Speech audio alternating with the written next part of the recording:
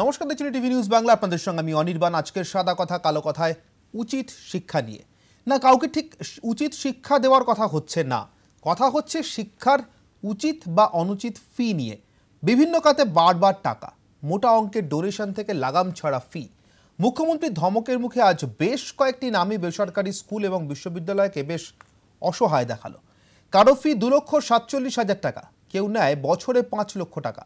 বেসরকারি হাসপাতালগুলিকে যেভাবে মোটা টাকার চিকিৎসা বিল নিয়ে ধমকেছিলেন, ঠিক তেমনই আজ টাউন হলে বেসরকারি স্কুলগুলোকে মোটা অঙ্কের ডোনেশন নেওয়া নিয়ে তুরোধনা করলেন মুখ্যমন্ত্রী মমতা বন্দ্যোপাধ্যায়। লামার্স, বাপরে 2,47,000 সবচেয়ে হাইয়েস্ট। আপনারা এত নেন কেন? তার মধ্যে ডোনেশন আপনাদের, বাপরে বাপ। পুলিশ কেস হয়েছে, আমি আপনাকে বলছি, আমার কাছে ডকুমেন্ট আছে।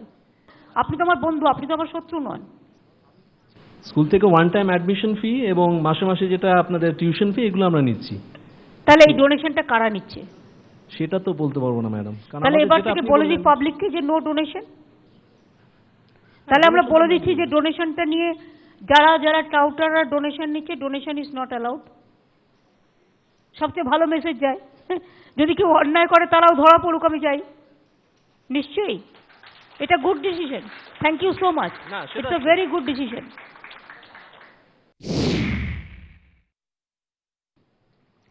হেরিটেজ কিন্তু আমার কাছে লেখা আছে 1,85,700।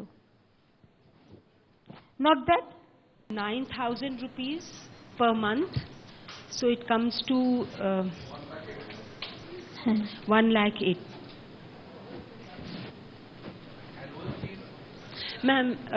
मैम आई थिंक उन्होंने शायद ट्रांसपोर्ट और मील्स भी इंक्लूड कर दिया है ma'am. You know, they have to pay for that, na? जी, Heritage good school, no doubt of it. You give good education also. Ji ma'am. একটুখানি আমার মনে হয় একটু দেখা উচিত ডোনেশনগুলো বন্ধ করা। আপনার ইউনিভার্সিটির কি পরে 5 লক্ষ 10 লক্ষ এরকম কিছু করেছেন? না। কত করেছেন? 15 লক্ষ? আমরা তো ওয়েবসাইটে দিয়ে দিয়েছি। কত? 5 লাখ কত? এভারেজ হচ্ছে 40,000 পার সেমেস্টার। কত? 5 লাখ? 5 লাখ যে এডুকেশন মিনিস্টার বলছে, আমি বলছি না। না। বিকম অনার্স কত? মাস কমিউনিকেশন হতে পারে। 5 লাখ? হ্যাঁ। ও মাই গড, কি আবার কি 5 লাখ দিয়ে এডুকেশন? আপনাদের কি টাকার অভাব? আপনাদের কত ফ্রেন্ড আছে, কত অ্যালুমনি আছে, আপনারা কেন করছেন? আছে আছে আছে। ও প্রচুর টাকা কালেকশন করে, ডোনেশনও প্রচুর নেয়। ইউনিভার্সিটি থেকে এখন সেন্ট জেভিয়ার্সের কিন্তু সেম কমপ্লেন। আমি জানি না, দেখুন আমার কাছে প্রচুর কমপ্লেন এসছে, কিন্তু আমি যেহেতু আপনাদের ওখানে যাই, আপনাদের আমি একটা আলাদাভাবে রেসপেক্ট করি, ইজ্জত করি, কাজে আপনি একটু দেখে নিন কেউ কেউ মিস ইউজ করছে বা ইউজ করছে, দেখে নিন একটু।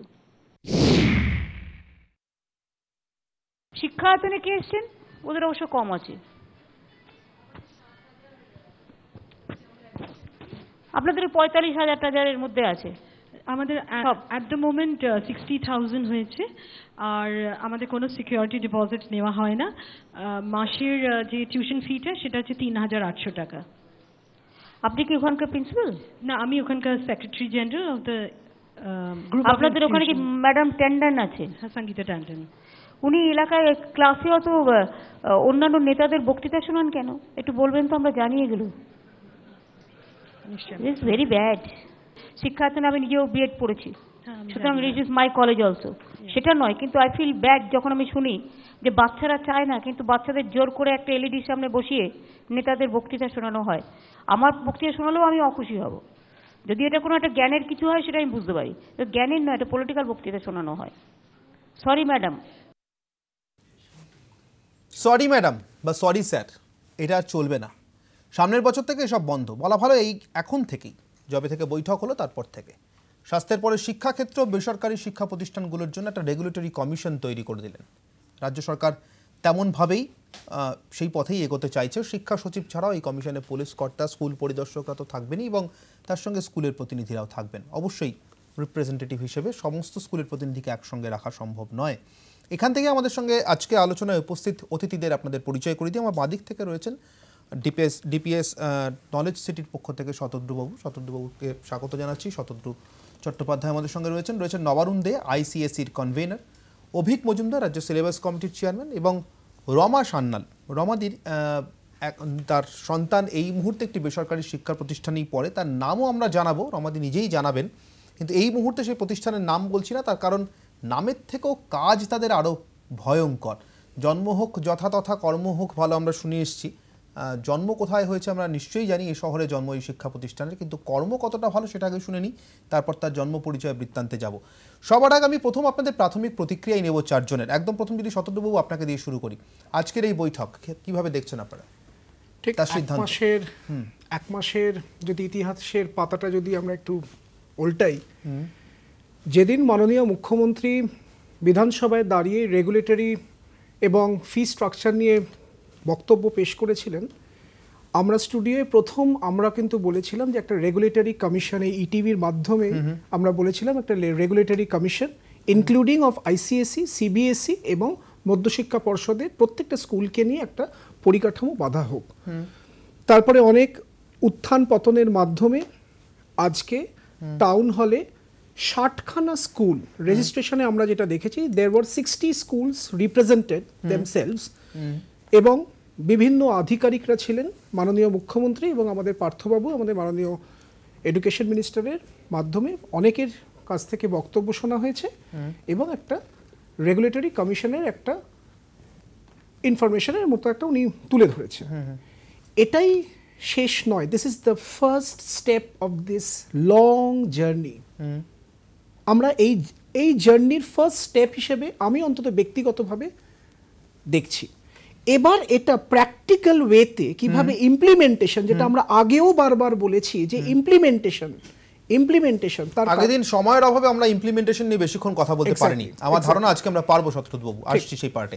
নবরণ বাবু, খুবই ভালো উদ্যোগ, এবং আমরা মিটিংয়ে ছিলাম এবং ভালোভাবে জিনিসটা প্রসিডেড হয়েছে।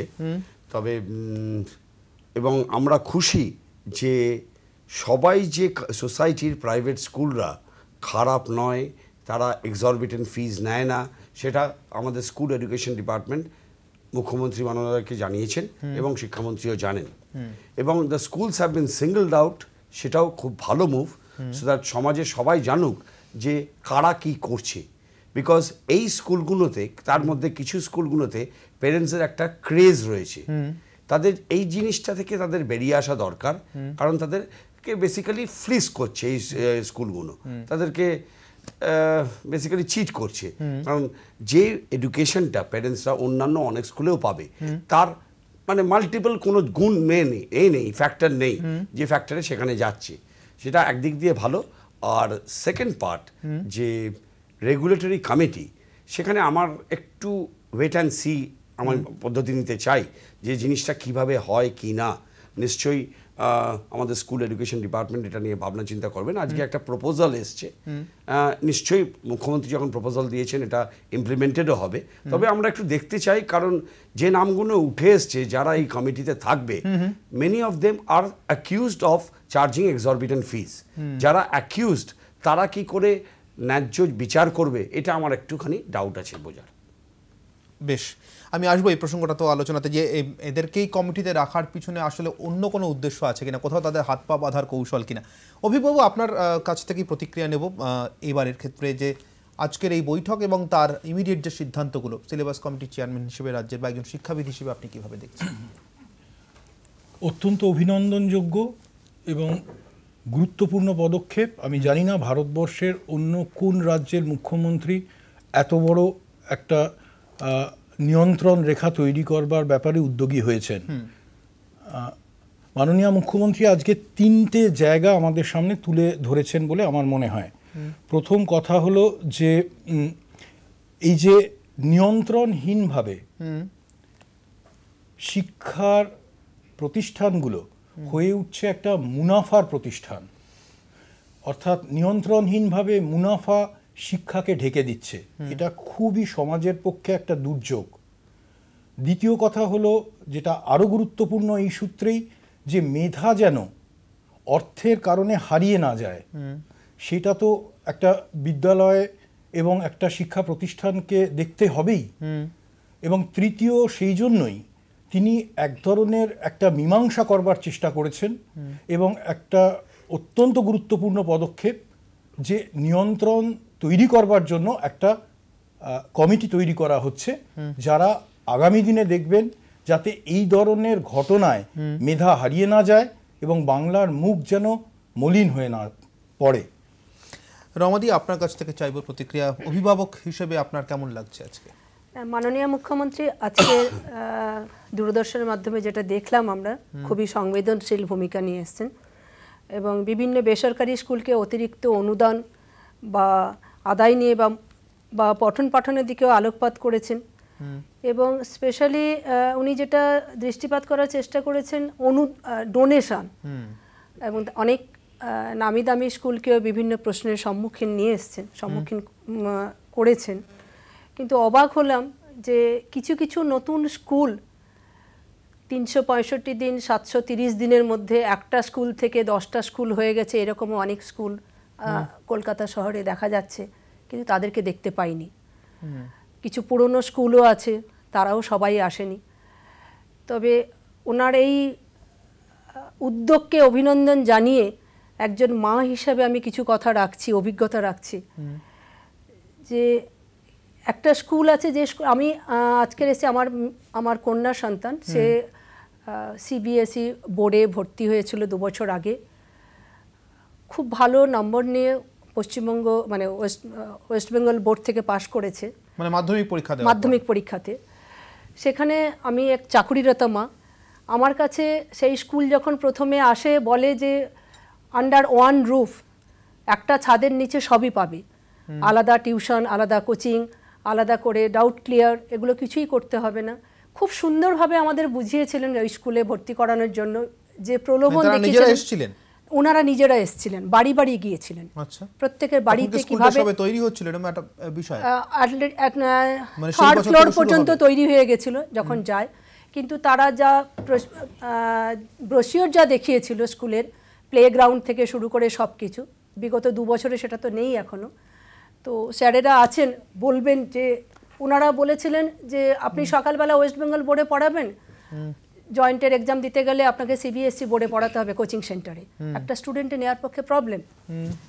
আমাদের স্কুলে দিন, আমরা 9টা থেকে সিবিএসসির কোর্স পড়াবো, 1:30টার সময় লাঞ্চ দেব, 2:30টার সময় তারপরে আমরা ডাউট ক্লিয়ারিং ক্লাস করব, 5টার সময় রিফ্রেশমেন্ট থাকবে, 5:30 থেকে জয়েন্টের ক্লাস হবে এবং বাড়ি বাড়ি স্টুডেন্ট পৌঁছে দেবে, তার ট্রান্সপোর্টের ব্যবস্থা থাকবে। কিন্তু যখন স্কুলে আমরা দিলাম, 2 মাস ক্লাস শুরু করতে পারেনি, কিন্তু আমরা এপ্রিল থেকে ফিস দেওয়া শুরু করেছি, স্কুল শুরু হয়েছে জুলাই মাসে। একজন স্টুডেন্টকে আমাদের যা বলা হয়েছিল, তো এই বছর পরীক্ষা দেওয়ার পর দেখলাম যে ডে স্কলারে 5.5 লাখ টাকা এবং যারা হোস্টেলে থেকেছে তাদের কাছ থেকে 6.5 লাখ টাকা করে নিয়েছে।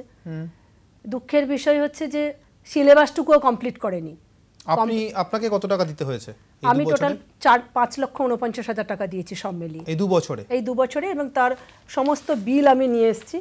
কিন্তু মজার ব্যাপার যে বিলে কোথাও নারায়ণা স্কুল না, সমস্ত ট্রাস্টি থেকে নেওয়া হয়েছে, ট্রাস্টির জন্য দেওয়া হয়েছে টাকা, সমস্ত বিল। এবং তারা একটা ফিস বুক দেয়, এই ফিস বুক দিয়েছে কিন্তু টোটালটা ব্ল্যাঙ্ক, কোথাও কোনো ফিল আপ করে পয়সা নেয়নি। তাহলে টাকাগুলো যে দিচ্ছেন আপনারা, তার কোনো রিসিপ্ট নেই? তার রিসিপ্ট দিয়েছে, ট্রাস্টি থেকে দিয়েছে, অর্থাৎ স্কুলের নামে কোনো রিসিপ্ট নেই? না, স্কুলের নামে না। যত টাকা দিয়েছেন তত টাকারই রিসিপ্ট পেয়েছেন? যত টাকা দিয়েছেন তত টাকারই রিসিপ্ট পেয়েছেন? তত টাকারই রিসিপ্ট পেয়েছি, বাট পরিষেবা আমরা পাইনি, সেই পরিষেবা পাইনি। পড়াশোনা করাইনি, কোনো প্র্যাকটিক্যাল ক্লাস করাইনি, কোনো প্র্যাকটিক্যাল ল্যাবরেটরি নেই স্কুলে এখনো পর্যন্ত। সায়েন্স সাবজেক্ট পড়ানো হয়? সায়েন্স সাবজেক্ট পড়ানো হয়েছে। আমাদের স্টুডেন্টরা ইউটিউবে প্র্যাকটিক্যাল শিখে প্র্যাকটিক্যাল পরীক্ষা দিতে গেছে।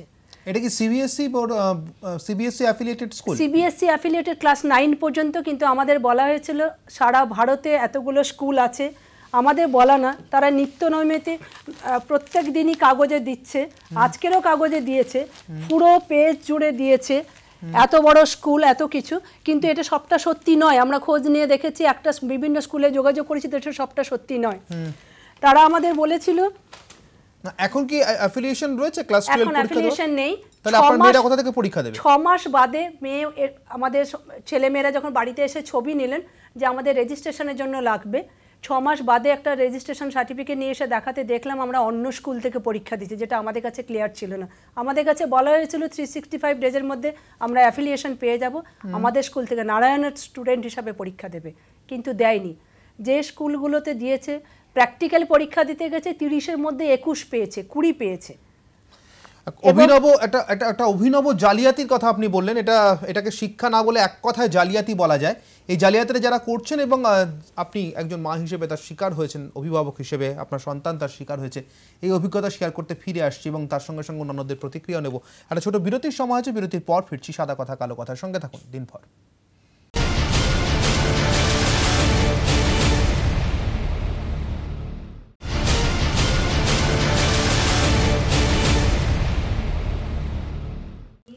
ফিরলাম বিরতির পর। আমি অভিভাবক আপনার কাছে আসবো। অবশ্যই এটার উত্তর দেওয়ার দায়িত্ব আপনার নয়, কিন্তু আমি শুধু জানতে চাইছি আপনার কাছে, আপনার অভিজ্ঞতার মধ্যে দীর্ঘদিনের রয়েছে এমন অভিজ্ঞতার কথা যে অভূতপূর্ব জালিয়াতির কথা বললেন রমাদি? না, এটা ভাবাই যায় না, এবং আমার মনে হয় যে এই বিষয়টা আপনাদের টেলিভিশনের মাধ্যমে সমস্ত স্তরেই এটা পৌঁছানো দরকার। শুধু প্রশাসনের নজর এদিকে পড়ুক চাইছি তাই নয়, অভিভাবক অভিভাবিকারা, ছাত্রছাত্রীরা যারা খুব সহজ সাফল্যের স্বপ্ন দেখে এদের জালিয়াতির ফাঁদে পা দিচ্ছেন, তারা কিন্তু হুঁশিয়ার হন, সাবধান হন। এবং এরকম উনি একটা স্কুলের কথা বলছেন, আমরা এখানে আলোচনা করছিলাম, এরকম কিন্তু একাধিক, মানে বেশ কিছু নাম এখান থেকেই উঠে আসতে পারে, এবং যেগুলো কিন্তু রমরমিয়ে ব্যবসা চালাচ্ছে, একেবারে জালিয়াতির ব্যবসা, সেটা কলকাতা শহরের বুকে। এটা খুবই উদ্বেগজনক একটা ঘটনা। মানে নারায়ণা স্কুল একা নয়। আমি নবরণবাবু একটু আপনার কাছে জিজ্ঞাসা করব, যদিও বোর্ডটা আলাদা, এটা সিবিএসসি, এটা আইসিএসসি। সিবিএসসির অ্যাফিলিয়েশনও পায়নি, ফলে সিবিএসসি কর্তৃপক্ষকেও দায়ী করা যাচ্ছে না। সম্ভবত এই কারণেই অ্যাফিলিয়েশনের জন্য হয়তো চেষ্টাও করেনি, যে চেষ্টা করলে পাওয়া যাবে না, বুঝতে পেরেছে। কিন্তু এই ধরনের ক্ষেত্রে রাজ্য সরকারের কি করার থাকতে পারে নবরণবাবু, যদি একটু আইনগত জায়গাটা আমাদের বলেন। দেখুন, স্কুলটা তো এনওসি পেয়েছিল, তবেই না সিবিএসসিতে অ্যাপ্লাই করার কথা ভেবেছে। তো এনওসি যখন ইস্যু হয়েছে তখন তো একটা বেসিক ইনফ্রাস্ট্রাকচার দেখেই state government school education department NOC দিয়েছে। এখন আমি জানি না যে এনওসিটাও এরা পেয়েছে কিনা, এনওসিটাও নিয়েও করছে কিনা। যদি এনওসি ছাড়া চালায় তাহলে সম্পূর্ণ বেআইনি হবে। সম্পূর্ণ বেআইনি, সম্পূর্ণ বেআইনি। এবং যেটা অভিভাবক বললেন, আমিও আপনাদের রিকোয়েস্ট করব, আপনাদের বেশি না 5-7 কিলোমিটার যদি একটু ঘুরে দেখেন আপনাদের এই স্টুডিও থেকে, আপনারা এরকম আরও বেশ কিছু এরকম ইনস্টিটিউট পাবেন, যেটা এইভাবে শিক্ষিত। আমার কাছে সবচেয়ে অবাক লাগে, আমি জানি নিজে পার্সোনালি 2 বছর আগে একটি ছেলেকে আটকাবার চেষ্টা করেছি, সে আমাদের আইসিএসসি টপার ছিল সে বছর, সে শোনেনি কথা। এবং আরেকজন পেরেন্ট, তার বাবা কলেজের প্রিন্সিপাল, মা গভর্নমেন্ট কলেজের টিচার, আউটস্কার্টসে বাড়ি, তারাও এই ট্র্যাপে পড়ে আজকে 1 বছর হলো আর আমার সঙ্গে আর ভদ্রলোক সেরকমভাবে কথা বলেন না। কারণ আমি ফোন করে বললাম, বললো আপনার সঙ্গে আর কথা বলার মুখ নেই, কারণ আপনি আমায় শতবার বারণ করেছিলেন এই আইআইটি আদিগুরু, বিকজ আন্ধ্রাতে এরা কি হ্যাভক ক্রিয়েট করছে এটা আমি জানি। আমাদের স্কুলেরও আগে 4-5 বছর আগে 2-4 জন গিয়ে কাঁদতে কাঁদতে ফেরত এসছে ওখান থেকে। আমি এইখানে নবরণবাবু একটুখানি বুঝতে চাইবো আপনার কাছ থেকে, আপনি বলছেন যে এই একই অভিজ্ঞতা, মানে এর থেকেও খারাপ অভিজ্ঞতা বা এরকম ধরনের অভিজ্ঞতা অন্ধ্রপ্রদেশের ছাত্রছাত্রীদের আছে, এবং আপনি এখানে এমন একটা ঘটনা বললেন যেখানে যে ফ্যামিলিতে বাবা মা দুজনেই অধ্যাপনা বা শিক্ষকতার সঙ্গে যুক্ত, এমন ফ্যামিলি থেকেও ছেলেমেয়েরা আসছে। কেন আসছে? কেন আপনার কথা না শুনে এমন ফ্যামিলি থেকেও ছেলে মেয়েকে ভর্তি করছেন অভিভাবকরা? তারা তো সাধারণ অভিভাবক নন, নিজেদেরও শিক্ষা সম্পর্কে কিছুটা আইডিয়া আছে। এটা মার্কেটিং স্কিলের কাছে ট্র্যাপড হয়ে যাচ্ছেন ওনারা। আমি সল্টলেকে থাকি, আমাদের বাড়িতে লিফলেট আছে, বেলে নক হয়েছে যে আমাদের মার্কেটিং এক্সিকিউটিভ আসবে কথা বলার জন্য। আমি বলেছি সরি, আমার বাড়িতে আসবে না, আমার কোনো স্কুল গোয়িং বাচ্চা নেই বাড়িতে। এর মধ্যে ডোর টু ডোর ঘুরে ওরা যে বাড়িতে স্কুল গোয়িং বাচ্চা রয়েছে সেখানে কনভিন্স করেছে স্পেশালাইজড টিম অফ টাউটার্স। এটা কিন্তু এক ধরনের ওই পণ্য বেচার মতো বিষয়, যেরকম আপনার এইসব ধরুন অ্যাকোয়াগার্ড বা এয়ার পিউরিফায়ার বিক্রি হয় সেরকম হয়েছে। বাড়ির দরজা সেলসম্যান, মানে এডুকেশন সেলসম্যান। এক্স্যাক্টলি। শতদ্রুবাবু, এই যে অভিজ্ঞতার কথা রমাদি বলছেন আমাদেরকে এবং যেটা আমরা এখানে আলোচনা করছি, আপনার কি মনে হয় এমন অভিজ্ঞতা আটকানোর জন্য রাজ্য সরকারের ক্ষেত্রে এই রেগুলেটরি কমিশনের প্রথম বৈঠকের জন্য অপেক্ষা করা উচিত, নাকি তার আগেই ব্যবস্থা নেওয়া প্রয়োজন? রমাদেবীর বক্তব্য শোনার পরে we strongly condemn not only as a principal on behalf of CBSE এই ঘটনাটা শুনে আমার নিজেরই লজ্জিত বোধ করছি সত্যি কথা বলতে। ইমিডিয়েটলি আমি রমা দেবীকে অনুরোধ করব, সিবিএসইর যে অফিস আছে এবং নোডাল অফিস আছে, যেটা একটু আগে আমরা আলোচনা করছিলাম যে সিবিএসইর অ্যাফিলিয়েটেড নয় কিন্তু যেতে পারবে না, না সেটা ঠিক নয়। Grievance cell, yes, grievance cell is there at Bikash Bhavan. সেখানটাতে এই স্কুল, কারণ এই স্কুলে অ্যাপ্রোচ যে বাচ্চারা করেছে, যে অভিভাবক অভিভাবিকারা করেছে, তারা তো শুনেছে যে সেটা সিবিএসই হবে। তো সিবিএসইর নামটা তো ইনডিরেক্টলি ওরা ইউসেজ করেছে। এনওসি যখন আমরা অ্যাপ্লাই করি, এনওসির 3টে ধাপ থাকে, মধ্যশিক্ষা পর্ষদ কি সিবিএসই কি আইসিএসই। সেখানেও যেটা নবরণবাবু বলছিলেন যে কোনটার আদৌ পেয়েছে কিনা এনওসি, সেটা যেমন দেখতে হবে। সেখানটাতে যদি সিবিএসই যদি ইউজ করে থাকে, ইমিডিয়েটলি গ্রিভেন্স সেল এবং আমাদের নোডাল অফিসকেও একটা চিঠি দেওয়া উচিত রমা দেবীকে। রমা দেবীর যে বিজ্ঞাপনটা আপনি আমাদেরকে দেখাচ্ছিলেন একটি দৈনিক সংবাদপত্রের পাতায়, সেখানে সিবিএসসির কোনো উল্লেখ এই বিজ্ঞাপনের মধ্যে? সিবিএসসি অ্যাফিলিয়েটেড আছে, ক্লাস 9 পর্যন্ত সিবিএসসি তাদের সার্টিফিকেট আছে। ক্লাস 9 পর্যন্ত পেয়েছে, আমাদের কাছে যেটা পাঠিয়েছে। কতটা সত্য কতটা মিথ্যে সেটা আমরা যাচাই করে দেখি। বাবু ক্লাস 9 পর্যন্ত এরকম ভাবে ভেঙে সিবিএসসি সার্টিফিকেট দেয়? এটা একটা ধোঁয়াশার ব্যাপার, এটা একটা ধোঁয়াশার একটা স্ট্রং একটা নেক্সাস চলছে, সেটা বোঝাই যাচ্ছে। এটা আমি লাইভ আমি রমা দেবীকে অনুরোধ করব, ইমিডিয়েটলি আপনি গ্রিভেন্স সেল বিকাশ ভবন সিবিএসই কে একটা চিঠি পাঠান এবং তার with valid all documents. At the same time state education ডিপার্টমেন্টকেও তার সিসি লেটার পাঠান এবং লোকাল থানার জুরিসডিকশনে একটা এফআইআর করুন। আমি ফিরে আসবো এই আলোচনা নিয়ে এবং আজকের বৈঠকের পরিপ্রেক্ষিতে যে আলোচনা আমরা করছি, বেসরকারি বিভিন্ন স্কুলের ক্ষেত্রে, সমস্ত স্কুলের ক্ষেত্রে না হলেও অন্তত বেশ কিছু স্কুলের ক্ষেত্রে যে শোচনীয় অভিজ্ঞতা হচ্ছে অভিভাবক এবং তাদের সন্তানদের যারা পড়াশোনা করতে যাচ্ছে ভবিষ্যতের জন্য, তা নিয়ে আমরা আলোচনা করছি আজকের মুখ্যমন্ত্রী বৈঠকের পরিপ্রেক্ষিতে। সাদা কথা কালো কথায় ফিরছে একটা বিরতির পর, সঙ্গে থাকুন দিনভর।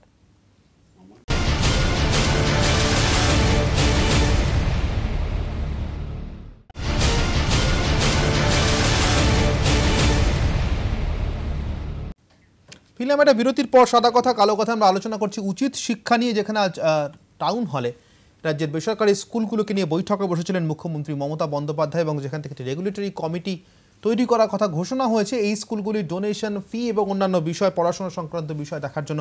আমি অভিভাবক আবারও আপনার কাছে ফিরব। রমা দেবীর অভিজ্ঞতার পরিপ্রেক্ষিতেই প্রশ্নটা রাখবো, কিন্তু এর পাশাপাশি আরও কিছু বিতর্কিত প্রশ্ন বা বিতর্কিত মতামতও আসছে। এইভাবে বেসরকারি স্কুলগুলোর সঙ্গে মুখ্যমন্ত্রীর বৈঠক, সেগুলিকে নিয়ন্ত্রণ করার চেষ্টা সরকারের দিক থেকে, যেটা সরকারের পক্ষে উপযুক্ত কাজ নয়। একবার নাম করেই বলছে রাজ্যের অন্যতম বিরোধী একটি দল সিপিআইএম, তাদের পক্ষ থেকে আজকে বলা হয়েছে। মোহাম্মদ সেলিম প্রেস কনফারেন্স করে বলেছেন। আপনি এই প্রতিক্রিয়াগুলোকে কিভাবে দেখছেন? রমা দেবীর প্রতিক্রিয়ার মানে যে অভিজ্ঞতা আমরা শুনলাম তার পরিপ্রেক্ষিতে, মানে এইখান থেকেই আমি শুরু করতে চাই যে আজকে যে অভিজ্ঞতার কথা শুনলাম, সেই অভিজ্ঞতাটাই প্রমাণ করে যে এই মাননীয় মুখ্যমন্ত্রীর এবং মাননীয় শিক্ষামন্ত্রীর এই বৈঠকটা কত জরুরি ছিল। দেখুন, একটা সরকার চলে একটা রাজ্যকে নিয়ে। রাজ্য মানে তো কতগুলো মাঠ আর গাছ নয়, রাজ্য মানে মানুষ। এটা একটা মানুষের প্রাত্যহিক সমস্যা, কেননা সারা রাজ্য জুড়ে আমাদের ছোট ছোট ছেলেমেয়েরা রয়েছে যারা পড়াশুনো করতে চাইছে, যাচ্ছে।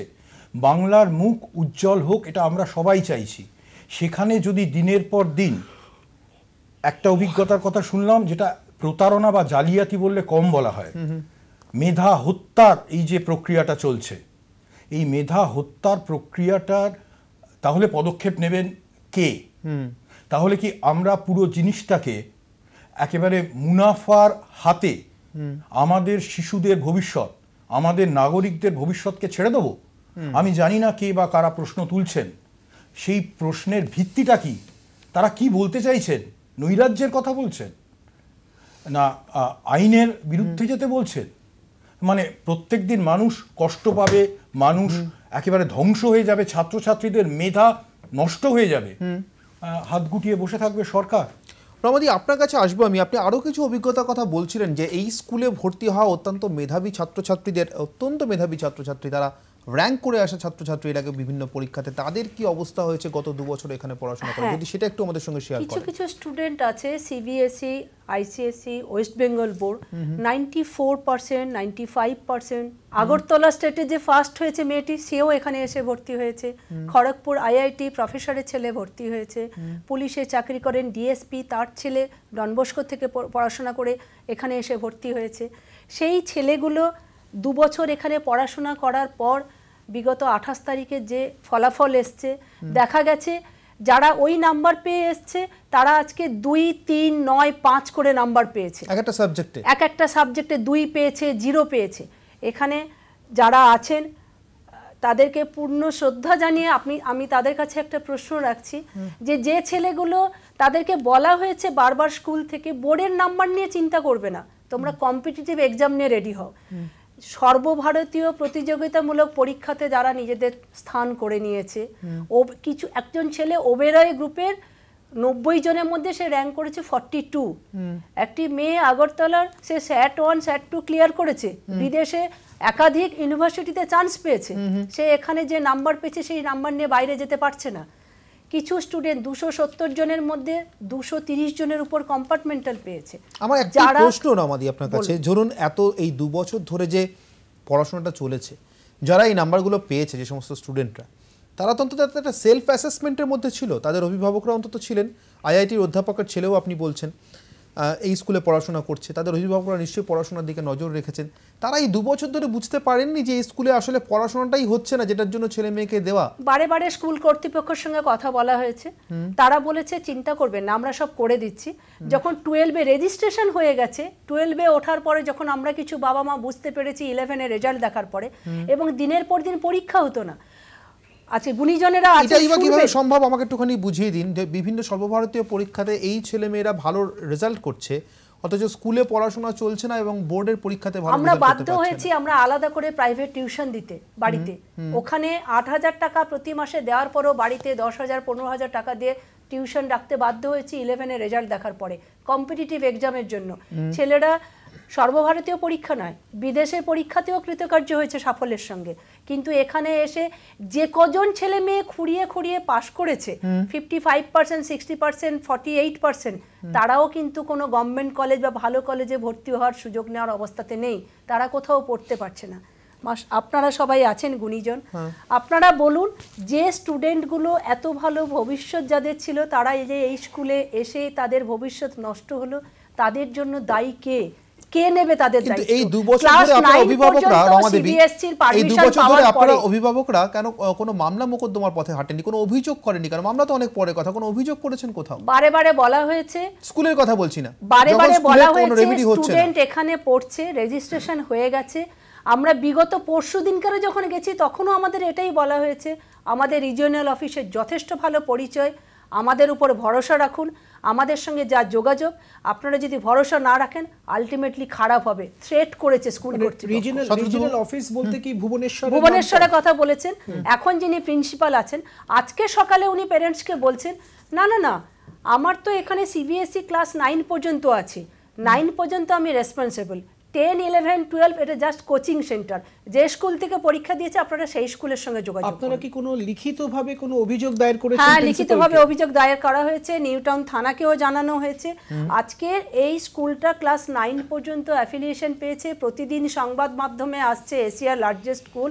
তাহলে আজকের এই প্রোগ্রামে আশা করেছিলাম এই স্কুল থেকে কোনো প্রতিনিধি আসবে, বা আশা করেছিলাম এই স্কুলের জালিয়াতি নিয়ে কোনো আলোচনা হবে মিটিংয়ে, কিন্তু কোথাও দেখতে পাইনি। তাও মনে হয়েছে এখানে এসে বলার জন্য মাননীয় মুখ্যমন্ত্রীর কাছে একটাই আবেদন রাখব, এবং উপস্থিত মাননীয় সুধীজনের কাছে একটাই আবেদন রাখব, যে এইচআরডি মিনিস্টার মিস্টার প্রকাশ জাভড়েকরের কাছে যদি আমাদের এই স্টুডেন্টদের খাতা পুনর্মূল্যায়ন করার জন্য উনি দাবি জানান, অথবা আপনারা আমাদের সাজেশন দিন আমরা কি করতে পারি। এতগুলো বাবা মা যে প্রতারিত হয়েছে, আজকের 10টা স্কুলে 3,000 করে যদি হয়, 30,000 স্টুডেন্ট প্রতিদিন প্রতি মুহূর্তে তাদের মেধাকে স্যারের কথা উল্লেখ করে বলি হত্যা করা হচ্ছে, তাদের মা বাবাকে প্রতারিত করা হচ্ছে, সেই জায়গা থেকে মুক্তি দেওয়া হোক এই বাবা মাকে। নবরণবাবু, আজকের এই বৈঠকটা আমি একদম রমাদেবীর অভিজ্ঞতার পরিপ্রেক্ষিতেই বলছি, ভীষণ জরুরি ছিল, সেটা বোঝা যাচ্ছে ওনার অভিজ্ঞতার পরিপ্রেক্ষিতে। কিন্তু যে রেগুলেটরি কমিটি হলো, আমরা কিছুক্ষণ আগে ইমপ্লিমেন্ট ইমপ্লিমেন্টেশনের কথা বলছিলাম, শতদ্রুতবাবু বলেছেন। এবার যদি সেই পার্টটায় আসি, কিভাবে এই ঘটনাগুলোকে আটকানো সম্ভব হেন্সফোর্থ এরপর থেকে? দেখুন, এই ঘটনাটা একটা ব্যতিক্রমী ঘটনা, কিন্তু রেগুলেটরি কমিটি যেটা হয়েছে সেটা হয়েছে রানিং স্কুল। এটা একটা রানিং স্কুল নয়, কিন্তু এটা অ্যাফিলিয়েটেড স্কুল নয়। এটা স্কোপই আলাদা, এটা যেরকম চিট ফান্ডে মানুষ ট্র্যাপড হয়েছিল, এখানে মানুষ ট্র্যাপড হয়েছে ঘটনা অনেকটা সেরকম অনেকটা। কাজে regulatory committee definitely running school, তার ফি স্ট্রাকচার, তার annual hike in the fees, considering the schools overall growth, নানান রকম এই সব কিছু দেখে বিচার করবেন, যে মোটামুটি একটা সাজেস্টিভ মেজার্স দেবেন স্কুল কত পার্সেন্ট, অর্থাৎ যা আছে তার পরিপ্রেক্ষিতে এত টাকা নিতে পারে কিনা, এই তো সোজা কথাই বললে। আমার পাশাপাশি বোধহয় এটাও সত্য যে নানা ধরনের যে অভিযোগ কমপ্লেনগুলো আসছে, সেই কমপ্লেনগুলো তারা ওখানে ওই রেগুলেটরি কমিটিতে বসে সেই কমপ্লেনগুলোর একটা সুষ্ঠু সমাধানের দিকে যাবেন। অবশ্যই। আমরা ছোট্ট কথা বলছি, ধরুন একটা স্কুলের আইডেন্টিটি কার্ড, আপনারা জানেন আপনাদের ছেলেমেয়েরা পড়ে 30-40 টাকা সাধারণত স্কুল বছরে নেয়। এখন এরকমও আইডেন্টিটি কার্ড এসে গেছে যে মাসে 300 টাকা, মাসে 350 টাকা, চিপ এমবেডেড আইডেন্টিটি কার্ড। সেটাতে আপনি বাচ্চার বাবা মা ভ্যাঙ্কুভারে থাকুক কি লন্ডনে থাকুক, সে 24 আওয়ার্স ট্র্যাকিং পাচ্ছে, সে স্কুলে ঢুকলো, বাসে উঠলো, বাস থেকে নামলো। এই এখন স্কুলগুলোকে বুঝতে হবে, এবং এই আশা করি রেগুলেটরি কমিটিও সেটা বুঝবেন, যে এই স্কুলের মেজরিটি প্যারেন্টস এইটা চাইছে, তার জন্য তার হাইক। এই স্কুলের মেজরিটি চাইছে না, তার জন্য এটা দিচ্ছে না। এই ট্রান্সপারেন্সিটা থাকলে আমার মনে হয় এটা কোনো কিছু চাপিয়ে দেওয়া হবে না, যেটা মুখ্যমন্ত্রী বারে বারে বলেছেন যে আমরা ইম্পোজ করতে চাই না, কিন্তু we want a fair deal, আমরাও সেটা চাই।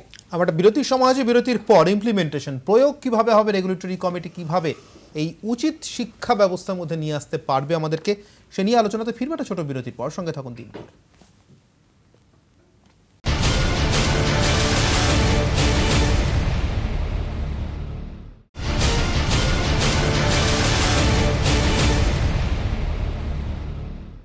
সাদা কথা কালো কথা আমরা আলোচনা করছি উচিত শিক্ষা নিয়ে। শতদ্রুতবাবু, আমি আপনার কাছে আসবো, যে অভিযোগগুলো এনেছেন রমাদেবী, অত্যন্ত গুরুতর অভিযোগ, এবং আজকের যে বৈঠক যার পরিপ্রেক্ষিতে আমাদের আজকে আলোচনা এবং রমাদেবীর আশা, এই সবটা মিলিয়ে সব কিছুর পরিপ্রেক্ষিতে আমি জিজ্ঞাসা করব। একটা হচ্ছে চালু স্কুল, যেটা বলছেন নবরণবাবু, যে সেক্ষেত্রে রেগুলেটরি কমিটির করবার আছে, তারা করবেন, কিন্তু এমন অভিযোগ যেটা নবরণবাবু আবারও বললেন 6-7 কিলোমিটারের মধ্যে বেরোলে আরও বেশি পাওয়া যাবে আমাদের এই অফিস থেকেই, সেগুলোর ক্ষেত্রে তাহলে কি উপায়, কি পথ?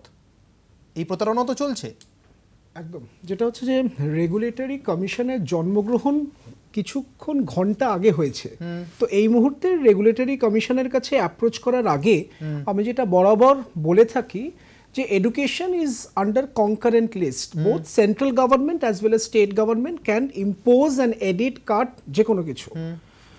আরেকটি এটা আমাদেরকে বুঝতে হবে যে since it is under CBSE, এখনো পর্যন্ত আমরা এনওসিটা কার আন্ডারে রয়েছে সেটা আমরা এখনো ওয়াকিবহাল নই।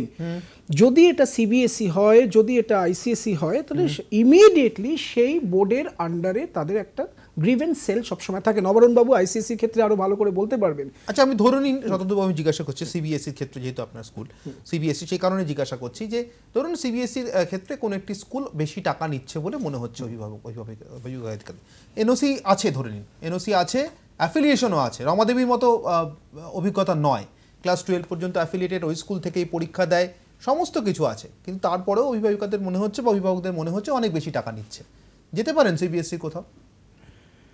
আমি আপনাকে একটা সার্কুলার পড়ে শোনাবো, সার্কুলার নাম্বার 02/2016, 3রা জুন 2016 লাস্ট সার্কুলার এসেছিল, এবং 2007 থেকে every year in the month of February next session শুরু হওয়ার আগে চেয়ারম্যানের পক্ষ থেকে Kendriya Vidyalaya, Navodayas as well as all CBSE affiliated schools, তাদেরকে একটা করে চিঠি পাঠানো হয়। এই চিঠির মধ্যে সাবজেক্ট হচ্ছে adherence to rules of affiliation of CBSE concerning tuition fees, খুব পরিষ্কার কিন্তু। আচ্ছা, তার আমি 12/2 সেখানটাতে খুব স্পষ্টভাবে লেখা রয়েছে, fees charges should be commensurate with the facilities provided by the institution. Fees should normally be charged under the heads prescribed by the Department of Education of both the state as well as the central government as well as union territory for schools of different categories. No capitation fee, সেটার মধ্যে red কালারের underline করা রয়েছে, no capitation fee or voluntary donations for gaining admission in the school or for any other purpose should be charged, collected in the name of the school. In case of such malpractices, the board may take drastic action leading to disaffiliation of the school. খুব স্পষ্ট ভাবে একেবারে। কিন্তু দিয়ে রেখে দিয়েছে CBSE. আপনার কথা সূত্র ধরে আমি অভিভাবুর কাছে আসবো। অভিভাবু, সবটাই ঠিক শতদ্রবাবু যা বলেছেন, নিশ্চয়ই ঠিক বলেই বলেছেন, এটা আছে বলেই বলেছেন। তারপরেও যে প্রশ্নটা থাকে অভিভাবকদের মধ্যে, মনের মধ্যে যে প্রশ্নটা কাজ করে, আমার বাচ্চাটা বা আমার সন্তান সিঙ্গল আউট হয়ে যাবে স্কুলের মধ্যে, আমি ভয়েস তুলেছি, তার প্রতি খারাপ বিহেভ হবে, প্রয়োজন পড়লে এমনও হতে পারে, এমন পরিস্থিতি তৈরি হলে যে আমি স্কুল থেকে ছাড়িয়ে নিতে বাধ্য করলাম। সেই দিনটা আর সম্ভবত দেখতে হবে না আজকের এই রেগুলেটরি কমিটির পর, তাই তো? কারণ সিবিএসই এবং আইসিএসসি বহুদূর, অনেক দৌড়ঝাঁপ করতে হয়, একা একা যাওয়ার বিষয়, কিন্তু এক্ষেত্রে সে ভয়টা নেই। এবং দ্বিতীয়ত আরেকটা জিনিসও মাথায় রাখতে হবে যে দেখুন, এই ঘটনাবলিতে একটা ছাত্রছাত্রীও কিন্তু মনে মনে ভয় পায় যে আমার বাবা বা আমার মা যদি এই কথাটা জানিয়ে দেন হয়তো আমার উপরে অত্যাচার হবে, এবং সেই ঘটনা যে একেবারে ঘটে না তাও কিন্তু নয়। অর্থাৎ আমি বলতে চাইবো যে এই ধরনের যে পদগুলো আছে সেটার জন্যই তো রেগুলেটরি কমিশনকে তৈরি করা হলো। অর্থাৎ অভিযোগ, এখন একজন কোনো অভিযোগ যদি জানাতে চান তার ভয়ের জায়গা নেই, কেননা সেখানে অনেকে রয়েছেন, দরকার হলে তার নাম প্রকাশ করাই হবে না বা কোনো পিউনিটিভ মেজার নেওয়া হবে না বাচ্চাটির বা অভিভাবকের এগেনস্টে। সুতরাং এটাকেই প্রমাণ করে দেয় না যে রেগুলেটরি কমিশনের অনেক আগেই প্রয়োজন ছিল।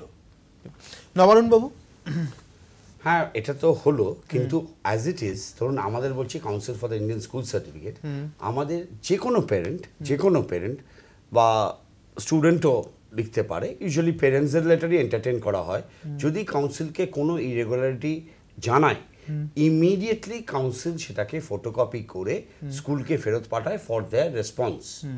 নিয়ে রেসপন্সের বেসিসে কাউন্সিল ইনভেস্টিগেশন স্টার্ট করে। কিন্তু এইখানটাতে যেটা বলছিলাম নবারুণ বাবু, যে সিঙ্গল আউট হয়ে যাওয়ার একটা ভয় থাকে, ধরুন আমি একাই জানালাম, না, কিন্তু আজকের এই সিদ্ধান্তের পর একটা তো সাপোর্ট থাকবে যে সরকার বা তার সরকারের তৈরি একটা কমিটি আমার পাশে আছে। না, নিশ্চয়ই আছে, তবে আপনি দেখুন আগে ফরমেশন হোক, আগে মানে জিনিসটা কি ফর্মে হয় কিনা, will not jump into a conclusion, কিন্তু দেখা যায়।